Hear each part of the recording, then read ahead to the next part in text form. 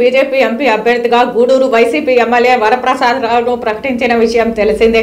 MP అభ్యర్థిగా ప్రకటించిన తరువాత మొట్టమొదటిసారిగా తిరుపతి జిల్లా గూడూరు చేరుకున్న ఎమ్మెల్యే వెలగపల్లి వరప్రసాదరావుకు బీజేపీ టీడీపీ శ్రేణులు ఘన స్వాగతం పలికారు. ఈ సందర్భంగా వెలగపల్లి వరప్రసాదరావు మాట్లాడుతూ జగన్మోహన్ రెడ్డిపై తీవ్ర స్థాయిలో ఆగ్రహం వ్యక్తం చేశారు.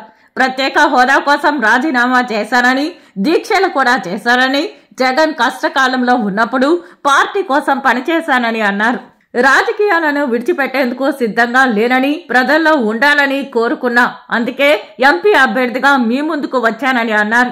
నువ్వు పార్టీ టికెట్ ఇస్తేనే రాజకీయం చేసుకుంటామా, లేదంటే చేతులు ముడుచుకొని కూర్చుంటామా అని ఎద్దేవా చేశారు. ఎస్సీ ఎస్టీ బీసీలను జగన్ నమ్మించి మోసం చేశాడని, వైసీపీలో అసమానతలు ఉన్నాయని అన్నారు. అహంకారాలు ఇక్కడ చెల్లవని అన్నారు. చిల్లకూరులో సిలికా క్వార్జ్ ఇసుకను ఒక్కరినే చేసుకోమంటే మేము దద్దమ్మల్లా చూస్తూ ఉంటామా అని ఎమ్మెల్యే వరప్రసాదరావు ప్రశ్నించారు. వరప్రసాదరావు ఆ విధంగా ఎవరికి కూడా బానిసగా ఉండడానికి నేను సిద్ధపడను. వారిస్తేనే నాకు రాజకీయం లేదా నాకు రాజకీయం లేదు అనుకుంటే ఆయన చాలా పొరపాటు పడుతున్నాడు. ఆయన జీవితాన్ని ఒక్కసారి చూసుకోండి. ఆయన ఏ విధంగా కాంగ్రెస్లో వారు కనుక ముఖ్యమంత్రి అయ్యకపోతే ఏ విధంగా మళ్ళా వారు స్వతంత్రంగా వెళ్ళారు. ఆయనకు ఒక న్యాయం, వరప్రసాదరావు ఒక న్యాయమా? ఆ రోజు ఆయన కాంగ్రెస్లో పదవి అయినప్పుడు ఆయన కూడా మరి ఊరికి ఎందుకు కూర్చోలా? అప్పుడు వరప్రసాదరావు మాత్రం ఊరికే కూర్చుంటాడు ఇక్కడ. అందుకనే చెప్పి మరలా రెండోసారి వారిని అడగలేదు, వారి గడప కూడా నేను తొక్కలేదు.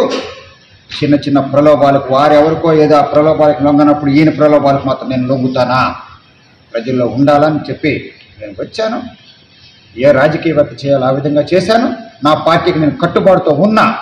అదే సమయంలో ఎలా వాడుకుని ఉపయోగించుకుని పార్టీ తీసేయడానికి నన్ను కానీ షర్మిల గారిని కూడా ఏ విధంగా అన్యాయం చేయడం న్యాయం అని చెప్పి అడుగుతున్నా. ఆ బిడ్డ 3000 కిలోమీటర్ల పాదయాత్ర చేసింది, బస్సు యాత్రలు చేశారు. అలాగే విజయమ్మ గారు కూడా ఎన్ని దీక్షలు చేశారు.